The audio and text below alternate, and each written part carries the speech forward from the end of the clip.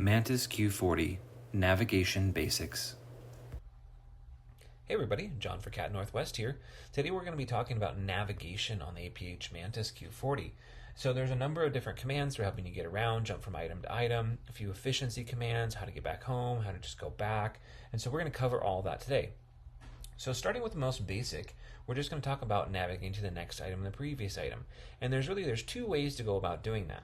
The first way is just using your up and down arrow key. So if you're on your menu here, like I am, I can go ahead and press the up arrow key to go to the next item, or excuse me, up arrow key to go to the previous item, and the down arrow to go to my next item, just like so. And I can feel my braille changing for me as I go through my menu here.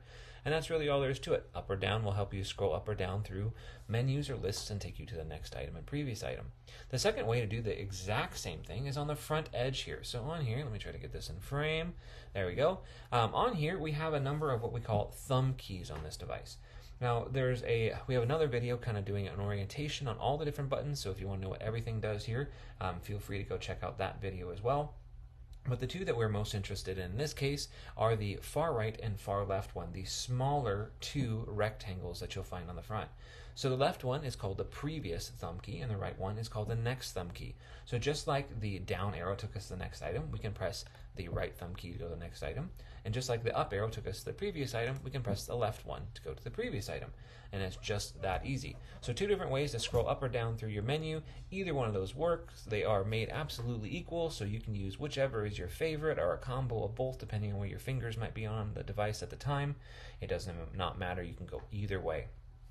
All right, now we know how to move around. Now how do we choose things? Pretty self-explanatory. For the first one, you simply use the Enter key. That will go ahead and open or select items in your menus or list to go ahead and open those up. The second way to do it is to use a cursor router key. Also a pretty common option if you're familiar with most braille displays. Now on this device, you can press any cursor router key that you want. Even if the braille on your item, so for example my braille is only going to about right there, I could press the cursor all the way at the end if I wanted to, and that would open or select that item. It does not matter which one you press, just press a cursor router key somewhere on the device, and that will double as an enter. Now, it is kind of worth noting that, of course, the cursor router key thing is kind of a situational enter, meaning that if you're editing or writing text, of course, then those cursor router keys are going to move your cursor instead. So just keep that in mind. But whenever you're on a main menu, inside the settings, that kind of thing, inside the context menu, these work wonderfully as an alternative or secondary enter option to choose things. Okay, so now we know how to navigate around, we know how to select and open things. Now how do we get back if we open something we didn't mean to? Now when we're talking about getting back, there's kind of two commands that come to mind. One would be like a home command taking you all the way back to your main menu, and the other one is just a back one step command. So for example, let's say you opened up the editor and you opened up the menu system inside the editor. Perhaps you just want to close the menu, get back to your document, but not go all the way back out to your main menu. So in that type of situation, you want to use a back command. And for that, very simple, you're just going to tap your escape button. That will take you back one step at a time, and it can, if you press it maybe multiple times, take you back out to your main menu as well.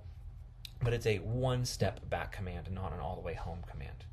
But with all the way home, oftentimes people do want to do that. So say you're inside of you finished writing your note and you want to get out of there and you want to go back to your main menu, there's a couple different ways to do that as well. First way is simply to tap the Windows button there. That will take you back to the top of your main menu.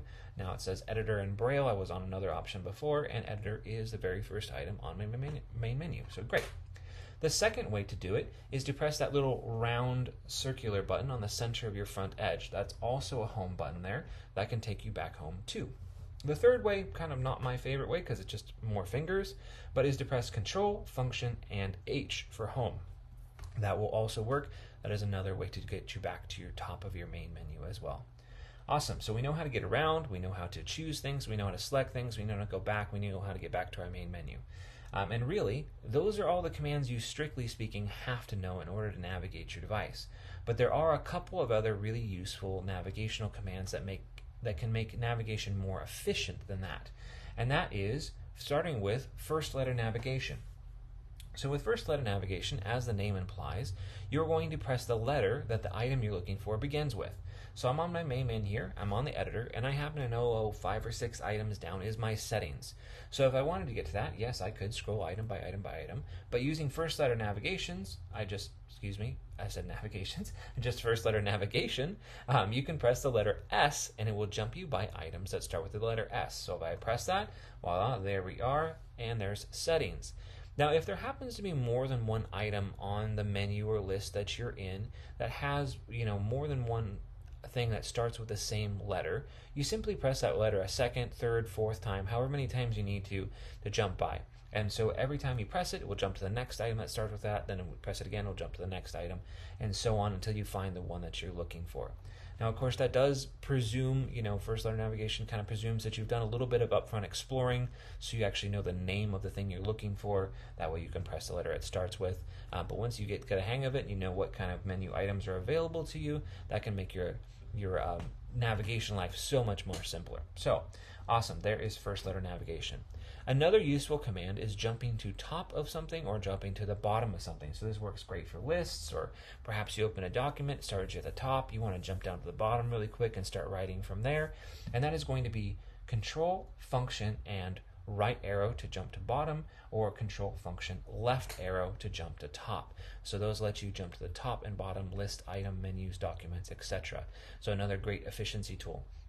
Sometimes it can be even more efficient if you happen to know that the menu item or list item you're looking for is really close to the bottom. Sometimes it can be faster to jump to bottom and then scroll backwards than even to use first letter navigation. So just another tool for your toolbox to help get you around efficiently. All right, y'all, that does it for the navigation of the Mantis Q40 today. We'll see you in the next one. CATT, Center for Assistive Technology Training Northwest. The CATT program is funded by a federal appropriation and works in partnership with the American Printing House for the Blind and Alabama Institute for the Deaf and Blind. Logos: APH, AIDB, and WSSB